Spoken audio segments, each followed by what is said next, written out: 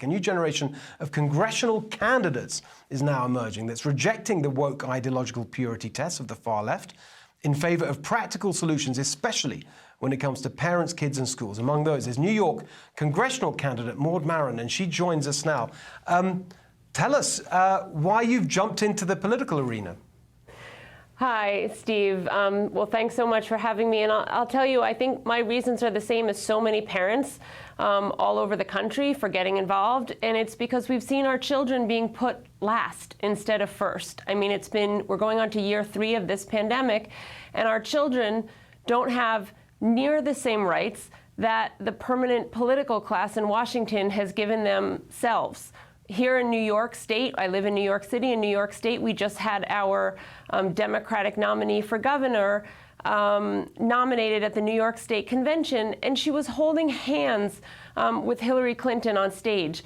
My kids can't hold hands. My 5-year-olds can't hold hands with their friends in school because it's not allowed because of COVID restrictions. So it's infuriating to see our leaders give themselves permission to do things that our kids are still not allowed to do. I couldn't agree more. Our audience may have noticed that there's a D next to your name when we're talking about your candidacy. You're running as a Democrat. That puts you in an interesting position within the Democratic Party. I haven't seen many Democrats speak out in the way that you are. What reaction have you had from other Democrats? And what do you think it says about the Democratic Party that your position is so unusual? Steve, I'll tell you, parents reach out to me all the time, and non-parents too, but people reach out to me all the time from both parties and thank me for speaking up for moderate, common sense values. And then they tell me that they agree with me, but they can't say some of the things that I say in their workplace or in their social world for fear of being fired or canceled or not being welcome if they say what they think. And you know, that's not the America I grew up in, where you were afraid to say what you think at your place of work or in your community.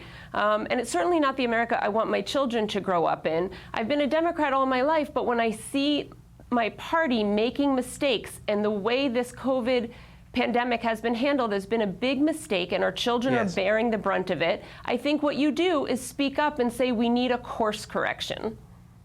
It's interesting. I mean, as I hear you speak, I think that's really brave. You know, what you're doing is really brave. And it's kind of crazy that that should be the case in America, as you say. It's not the America that I grew up in. And I really think that most Americans want to have a democracy that we can be proud of, where our First Amendment rights are not being treated as something subject to these campaigns where unfavorable opinions are being called disinformation or misinformation. The First Amendment means you get to say whatever you think, even if the people in power don't like it, and that's what I'm doing. Well, I think you're going to have a lot of people cheering you on. I know that. What about your Republican political colleagues? They say, well, why don't you join us?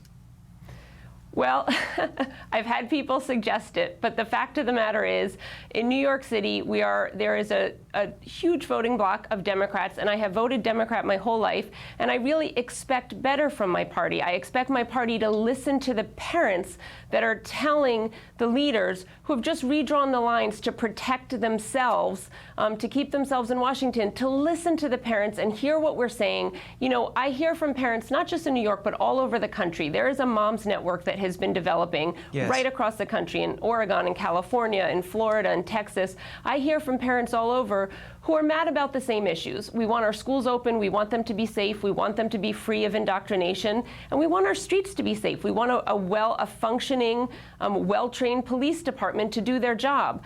These are really common sense, moderate values, and frankly, they're Republican and Democratic values. They are the core of what the American people want. My gosh, as I listen to you, I think, Mike, we really need you in California, that is for sure. But I think it's very exciting this kind of parents' revolution that you're describing and that you're such an interesting and leading part of, you know, speaking up like this. I think it's really, really great news that we're finally seem to be turning the tide against this kind of woke madness and the authoritarianism and this kind of prioritizing of all this pseudoscience instead of children's needs. I love everything you're doing. Maud Maron, great to see you. Hey, Sean Hannity here. Hey, click here to subscribe to Fox News YouTube page and catch our hottest interviews and most compelling analysis. You will not get it anywhere else.